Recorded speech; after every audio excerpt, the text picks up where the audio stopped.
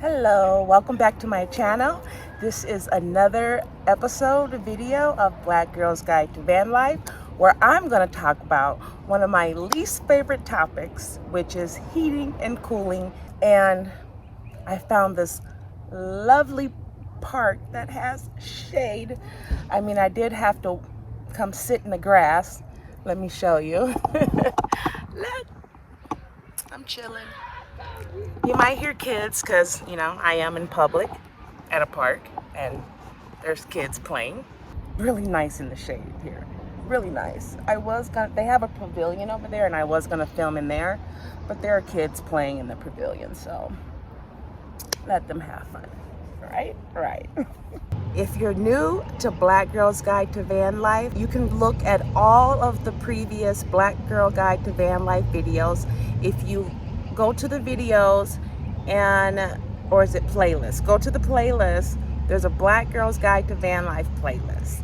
Go there and you will find all the videos that I have posted about what I know and sharing with you about this lifestyle. There's no one way or right way to do van life. Van life is all about you, your lifestyle, and what works for you.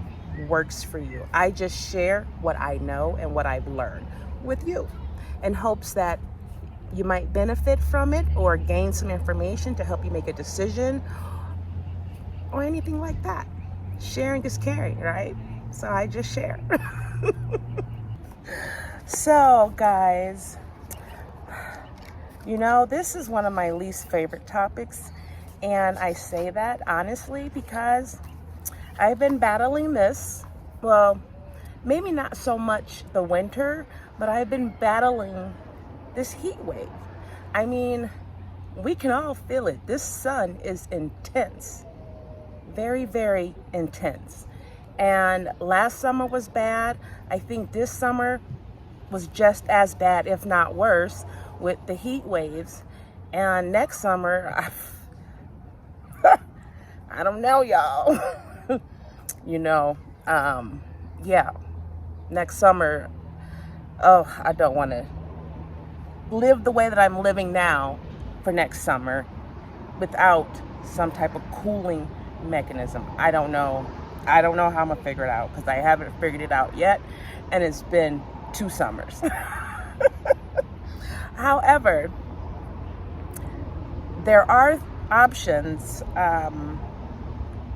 that you can utilize. I mean, I think it does help some, and I don't know everything because I don't have any type of system set up in my minivan, but I can tell you what I learned throughout researching options for myself and some of the things that I do to combat extreme temperatures. What I use for my minivan is window shades. And I do have reflective window shades, which kind of helps slightly. It doesn't really, to me, help much at all. My front window shade is made by, oh my goodness, what's that company name? I forgot. I'll probably leave a link right here. Which fits perfectly on my front window shade, and that really helps blocking all that sun coming directly in my vehicle.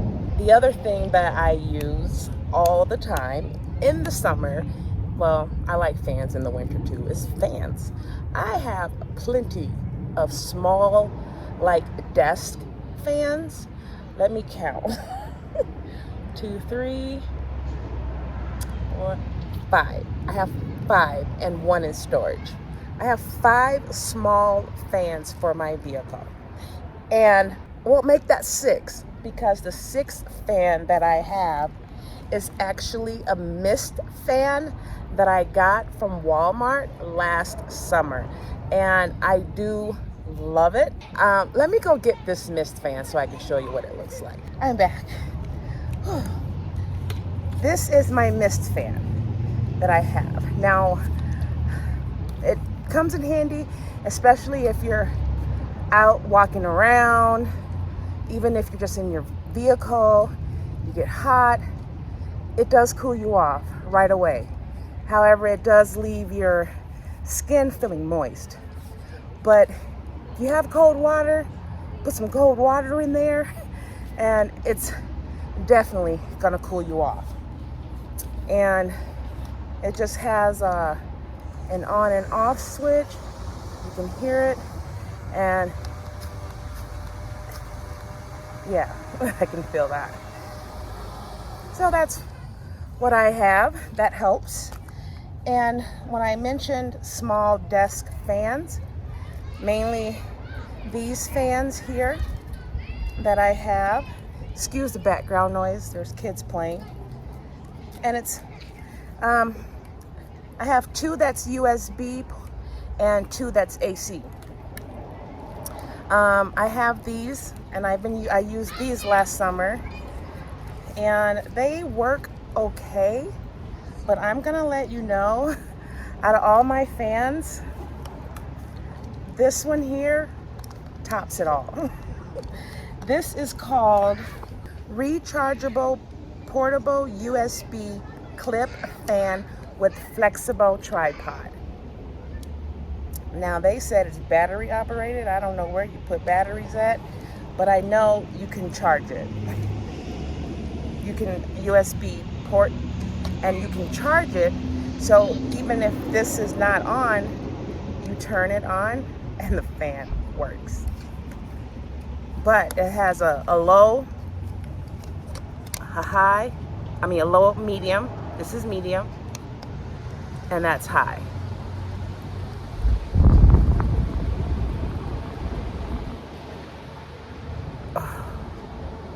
This fan is wonderful.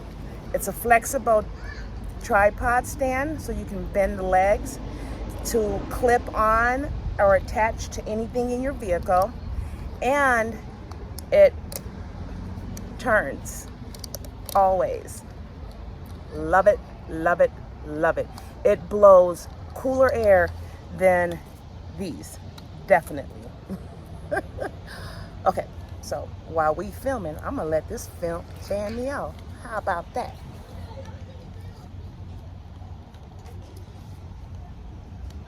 Cool. It's attached to my leg. Oh, if I move this phone, I probably won't be able to stand it still, but I gotta show you guys. Look. Isn't that cool? Okay, let's get with it. There are other options as well. If you are a remote worker or a nomad and don't have to, go to an office building or something, you can always chase the weather for the season. So if it's in the summertime, and if you're down south or down west in Arizona, you might want to travel up north. Vice versa in the winter times. If it's winter and cold outside and snowy and you're in South Dakota or something, you may want to travel down west or down south. Those are options if you have that ability and luxury to be able to do that. Another option to try and regulate the temperature in your vehicle is by installing insulation, and which that will require you to basically strip your vehicle down to the metal, to the bare metal, whatever you call that, okay, to the framing, the metal framing of the vehicle, install and put in your insulation, and then put it back all together again. That is an option. However, I have read that from other people that have done this, that usually in the winter times it's really not going to help your car stay hot or warm or whatever. You're still going to have some type of heating mechanism, but it does help. That's an option. I don't have that in my van, so I deal with the weather. Now, some other options that may cost you a little bit more money would be installing some type of roof air conditioning, just like they would have like for RVs. You can get one installed in your vehicle. You can also install, what do you call that, a roof vent fan. That's like your, I think the most popular one I wrote down here is the Fantastic fan and the Max Air fan are the most popular ones in van life. You can get that installed in your van. That does require some type of hookup system for power, and it also does require for you to cut a hole in the roof of your vehicle, which is why I decided not to go that route. I hope you can hear me. I hope this fan ain't too loud. That's one thing. The fan, this Opolar, I probably messed that up. It can be very loud. But for me, I sleep with a fan all year round, and I've done it as long as I can remember, so I'm all right with the noise. It actually soothes me. It helps put me to sleep. Who else is like that? If you like that too, give me a 1 down and below in the comment box, because I sleep with a fan all year round, period. And if I don't have a fan, even if I'm not hot, that noise I miss. So I don't know. If you're like that, put a 1 down below. That's funny. I love to see how many people are like that. Another option would be installing or purchasing like a large portable air conditioner.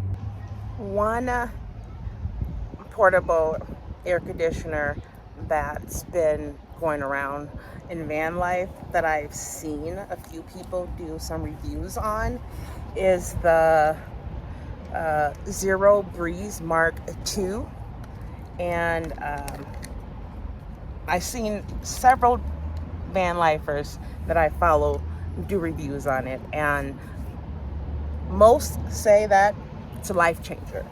I've even seen some truck drivers videos that have used it and said it was a game changer for them.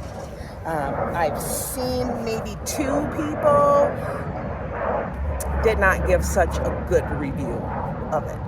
And I will say that I would love to give it a try, but that price, I just can't come out of pocket with that right now, because the unit itself is $1,000 and the unit with the battery is $1,500. And you know, I'll say that's a lot of money. Yeah. And if you got it like that, I mean, great. I heard great things about it.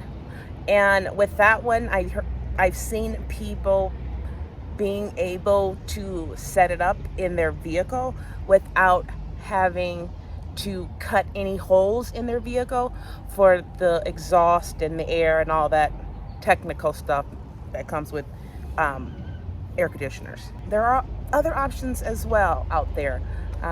However, I will say, don't get a swamp cooler. Don't get a swamp cooler. If y'all follow me, you've seen my other videos. Yeah.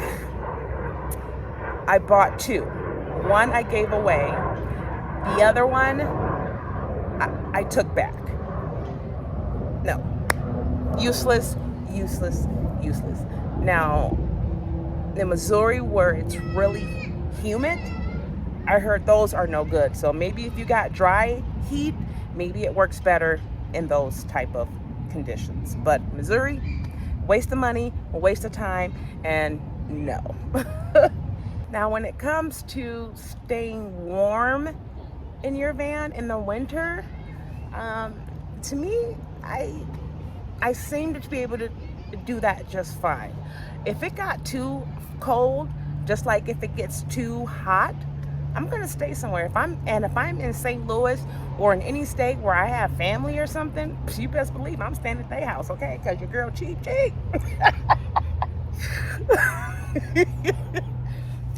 For real. cheap. Yep, that's me. Nah. Okay, let me stop. Okay.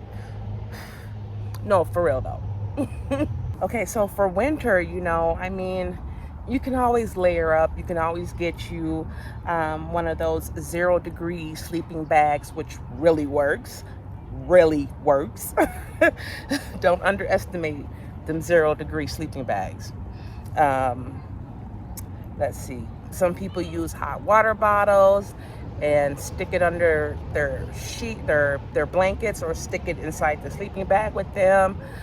Those heating hand and feet heating pads, I used those definitely when I was in the Grand Canyon in January, watching the sunrise and walking the trail. It was so cold. Even with gloves. Yeah, definitely use those.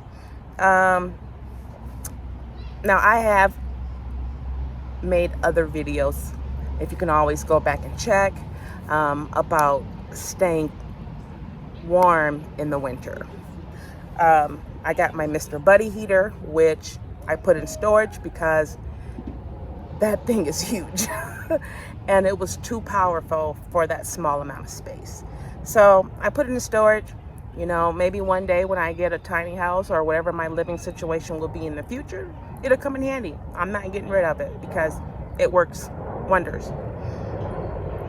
I also have an electric blanket that I use.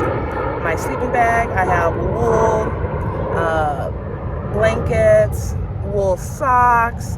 I mean, staying warm is, and I also have one of those desk portable heaters. I bought that when I stayed at an RV park and they had electricity.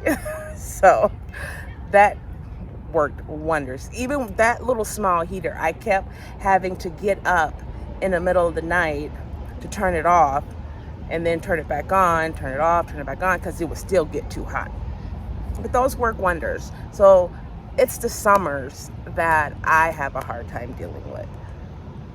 And I think a lot of van lifers have a hard time dealing with this summer heat because this sun out here ain't playing. He ain't playing. He ain't playing.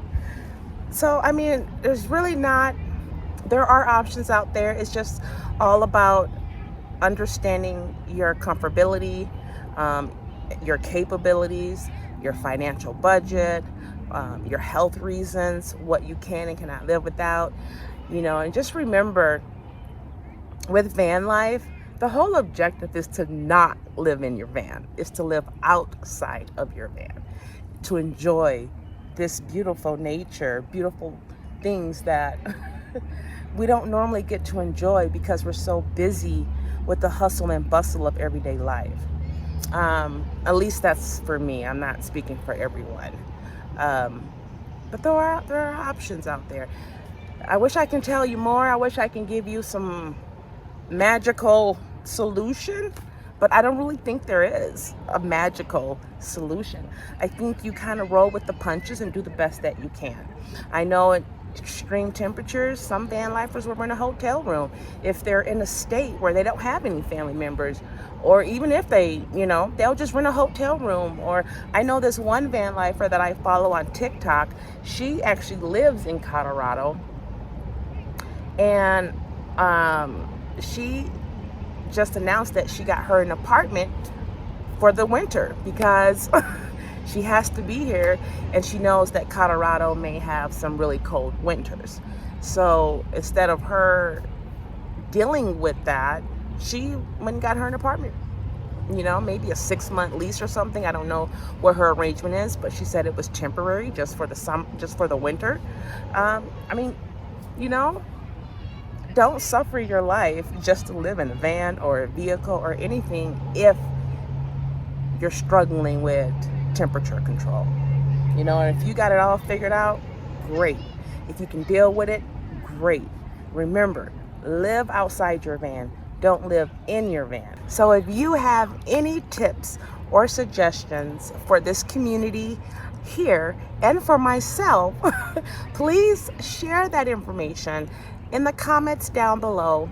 I truly appreciate it. And you guys, I will see you on the next video. Thank you. Shalom.